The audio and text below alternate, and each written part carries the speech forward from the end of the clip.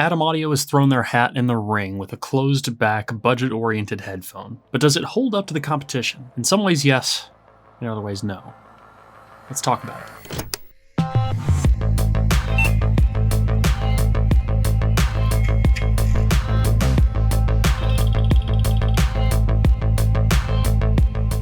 This is the Adam H200, a closed-back vented, you can see there's a vent right here on top, headphone with a software suite. It seems primarily oriented towards studio use, but given that there have been some measurements of it on ASR already, it does appeal to some audiophiles. People have been asking me to review this, so I bought this unit recently, and I also bought every other headphone that I'm going to be comparing it to in this video. First, let's talk about build quality.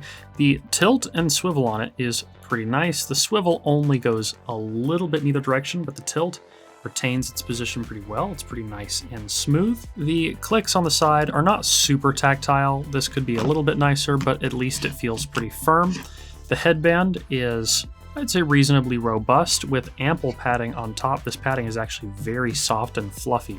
It is way softer than it looks. I love that. The ear pads, however, are not super deep. We're around 18 millimeters on the front and around 28 millimeters on the back. So if you have large ears, they're probably going to be touching the inside of these angled cups. Taking off the pads, you can see the angled driver assembly right here with at least 4 to 5 millimeters of felt in front of the driver and a little opening here in the middle. This does make it a little bit softer if your ears do touch the driver, though that's probably not the point of this. I think it's more or less for the tuning of the headphone. And you can see how on the front of this, the driver assembly really comes up into the pad closer to the head, which it's not anything really to worry about, I think, because you don't really have any ears sticking out right here anyway. These come with a 2.5 millimeter, 3.5 millimeter cable that can go in either side. Sometimes it's a little bit tough to find where the connector is in there. There we go. And no matter what you do, this cable will tangle up. I just untangled this one like 5 minutes ago, and it's already back to being just like this.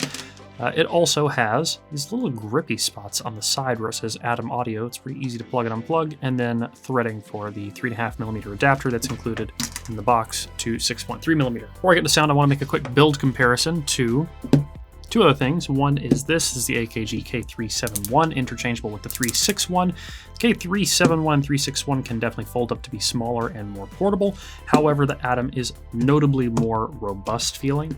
It feels a lot more sturdy than the AKGs. It actually feels more sturdy than the Fiio FT1 too, with the kind of extra tidbit there that it has notably higher clamp force, which can be nice. I actually prefer having more clamp force like this. I find it pretty comfortable. It also is probably good for an environment where you might be monitoring or working with music because you don't want them to fall off your head, and these are definitely not going to do that. I could walk around in a grocery store, or I could be headbanging in a studio, and these are not going to come off my noodle. The K371s and 361s definitely have more comfortable ear cups, but notably less padding on top, and I just don't love that. Fiio FT1 definitely has smaller ear cups also than the Adam H200, and I use the Fiio FT1 with the capper straps. Out of the three, the Adam definitely feels the sturdiest and the most comfortable, depending on if you are into clamp pressure or not. Let's talk about sound. The Adam is interesting. It is notably less warm than the K371 and has notably more upper mid-range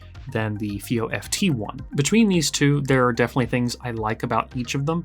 The FT1, it's actually not here right now. I sent it off to another reviewer, so I don't have that one in my hands right now to show you guys, but I did a lot of listening before filming this. If you want to see my full review of the Fiio FT1, you can check it out over on the Headphone Show. The Adam has notably cleaner sounding bass at a lower level than the K371 does, whereas the K371 is a bit warmer, and I do think that makes the 371 sound a bit more pleasing depending on the music you're listening to. It's a lot more forgiving, and they also differ a lot in the treble. The Adam reminds me more of the MM500, where the most present region in its frequency response is around 3 kilohertz, and then everything above that starts to kind of roll back down, versus the AKG being a bit more relaxed in parts of the treble and then elevated in some others.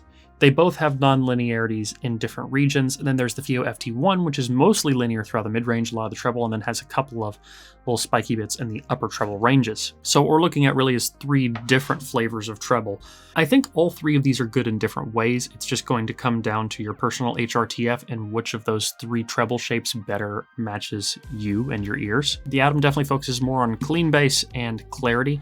It has a bit of a scoop around, like, I'd say 150, 200 hertz, which is, similar to what you'd expect for a kind of Harman targeted headphone, which is funny because the K371 is known as kind of being a closer to Harman target headphone, but it doesn't have that scoop. It's got a bit more warmth in that range. I think that the slightly more relaxed areas in part of the treble on the K371 make it sound a little bit more spacious than the Adam, versus the Adam sounds very, very in your face. But depending on what you like, I think that electronic music actually sounded better on the Adam versus things with any sort of like heavy guitar. I much preferred on the K371. Vocals also were a toss-up. You have much greater vocal clarity on the Adam H200 versus, I think vocals just sounded sweeter and a little bit more forgiving on the K371, and that's going to be a continuing trend, as the K371 is just a more forgiving headphone in general than the Adam is, versus the Fiio being more linear than both of them, but again having a bit more energy in the upper treble, which could be a good thing or bad thing depending on how you look at it. Keep in mind, individual HRTFs vary a ton, and your experience with the closed back is going to be dramatically different from my experience with the closed back because they're all such high acoustic impedance. Since we're talking about acoustic impedance and frequency response, let's get into the measurements. Now, I've seen a few measurements around of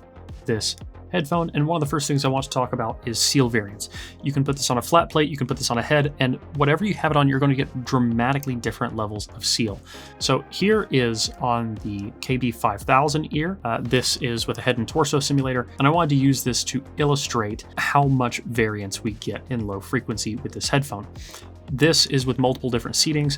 With the ones that get the most bass, I'm actually having to basically hold it pretty firmly onto the side of the measurement head and press it to get a forced seal. So it's not necessarily a super realistic seal. Our blue average down there is closer to a realistic seal than the ones at the top of this graph are. This is a raw measurement against Harman 2018, by the way, which is the green line shown. And raw, if we're looking at cherry-picked measurements from it, it actually looks pretty decent. We definitely have more elevation at 3 kilohertz than you would expect for, a Harman target headphone. Kind of goes in line with how it sounds. We have that little bit of a dip at 200 hertz and a little bit of bass elevation behind that. Not quite up to the same level as the shelf for Harman, but you get the general idea. But this is not with a realistic listening scenario. This is with a forced seal. Now, you might get that level of bass on your head, but it's not likely. Here is the headphone on the Brüel & Kjær 4128C with the DZ9770 ear. We're getting decent bass seal.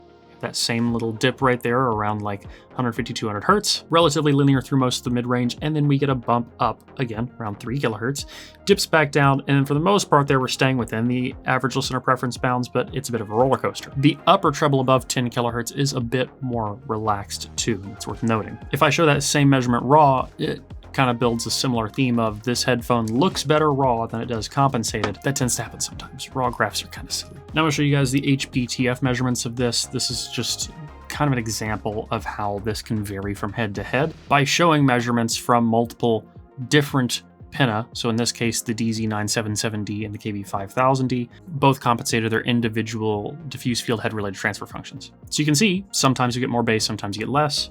With one of these ears, you're getting that elevation more at 3 kilohertz, and one of them it's a bit more subdued at 3 kilohertz. So like with all closebacks, it's going to really vary depending on your HRTF, what your seal is like, and so on. This is on the Brüel & Kjær 4128C, and this is the Adam H200 and the AKG K371, K371 in blue and Adam in red. Keep in mind, this is not the HPTF graph, so I do have measurements of the Adam like on the KB5000D where we have less elevation at 3 kilohertz, but you get the general idea of the trends, and especially the biggest differences, which for me are around that 3 kilohertz range and then around the 150 hertz range. Here is the H200 versus the Fiio FT1. Fiio FT1 looks really, really good here. A little bit of extra warmth, great bass extension, linear mid-range. They're kind of opposites in the 3 to 3.5 kilohertz range where the Adam elevates elevates, the Fiio dips. They both have peaks in a pretty close area, one at 6K, one at 7K, and then they sort of depart where the Adam starts to roll off more in the upper treble versus the Fiio kind of staying a bit more elevated. The overall sound of the Adam ends up being, again, more focused on clarity and a bit more subdued in the ranges that would normally cause sibilance. I don't really get sibilance out of the Adam, which is nice.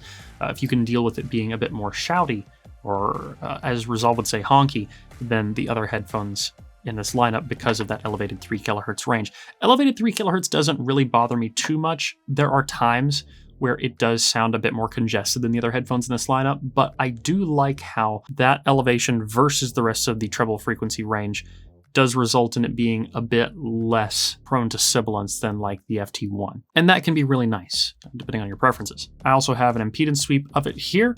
This is the impedance with it both on the head and then free air. There's basically no difference. It's a closed back. It is nonlinear impedance, but the nonlinearities are so small you're not really going to get hardly any differences.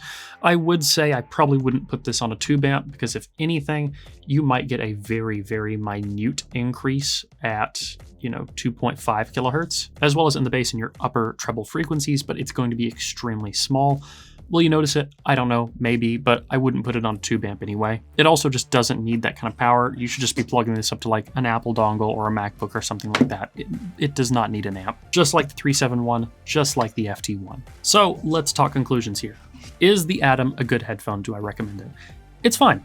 I don't think that it's inherently bad. The biggest flaws it has are its seal variance, its pad depth, which may not be enough for some people, and the elevation at 3 kilohertz may or may not be to your taste.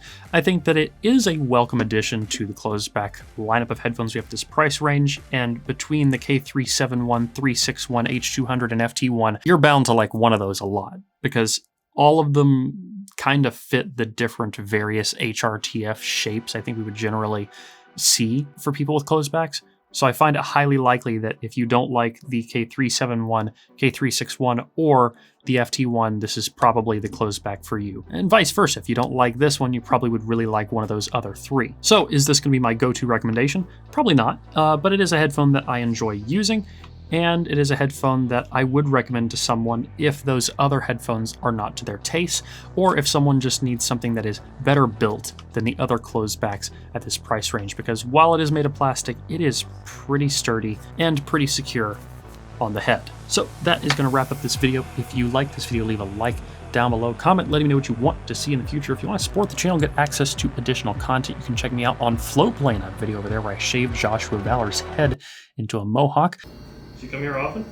All the time, yeah. Yeah? Mm-hmm. And as always, don't forget to stick around and subscribe for more videos like this in the future. Until next one, guys. Peace.